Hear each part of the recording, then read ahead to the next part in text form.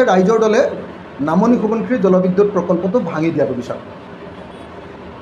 কৃষক মুক্তি সংগ্ৰাম সমিতিও বিচাৰে, ছাত্ৰ মুক্তি সংগ্ৰাম সমিতিও বিচাৰে, আৰু আমি ৰাইজৰ দলেও সদায় কৈ আহিছোঁ যে অসমৰ স্বাৰ্থত, অসমবাসী ৰাইজৰ স্বাৰ্থত, অসমৰ নদী আৰু অসমৰ সম্পদ ৰক্ষাৰ স্বাৰ্থত, অসমৰ পৰিৱেশ ৰক্ষাৰ স্বাৰ্থত নামনি সোৱণশিৰি জলবিদ্যুৎ প্ৰকল্পটো সম্পূৰ্ণৰূপে বন্ধ কৰিব লাগে।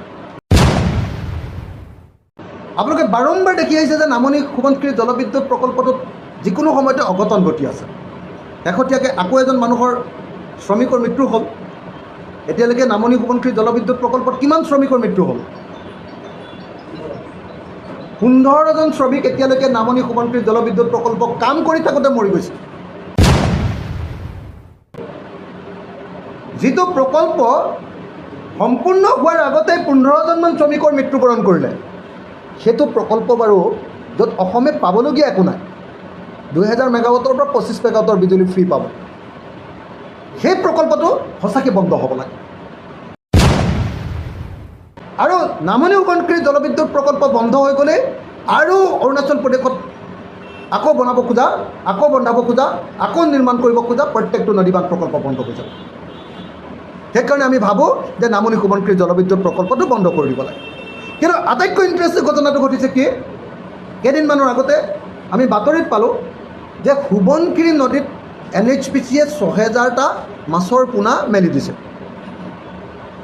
আমি কৈ থকা কথাটো কিমান এটা এটাকৈ পলিয়াই আছে আপোনালোকে নিশ্চয় দেখিছে। আমি কৈ আছিলোঁ যে নদী বান্ধটো বন্ধাই থাকোঁতেই বিপদ আহিব। আমি কৈ আছিলোঁ যে নদী বান্ধটো বন্ধাই থাকোঁতেই খহনীয়া বৃদ্ধি পাব সোৱণশিৰিত।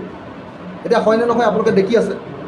আমি কৈ আছিলোঁ যে নদী বান্ধটো বন্ধাই থাকোঁতেই সোৱণশিৰি নদী শুকাই যাব। শুকাই গৈছে নাই আপোনালোকে দেখি আছে।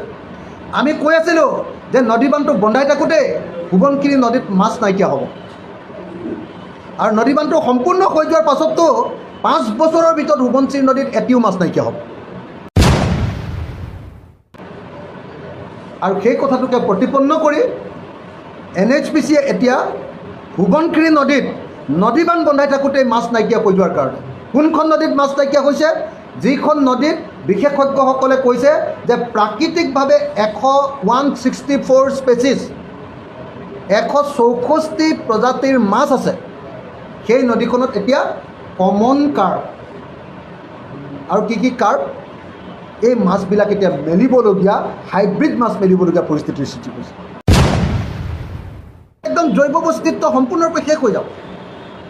সোৱণশিৰি নদীত, ৰঙা নদীত মাছ আছে নেকি আপোনালোকে চাবলৈ যাওক।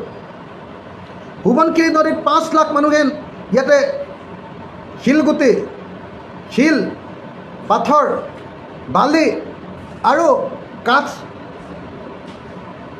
তাতে উঠাই লৈ জীৱন নিৰ্বাহ কৰি আছে।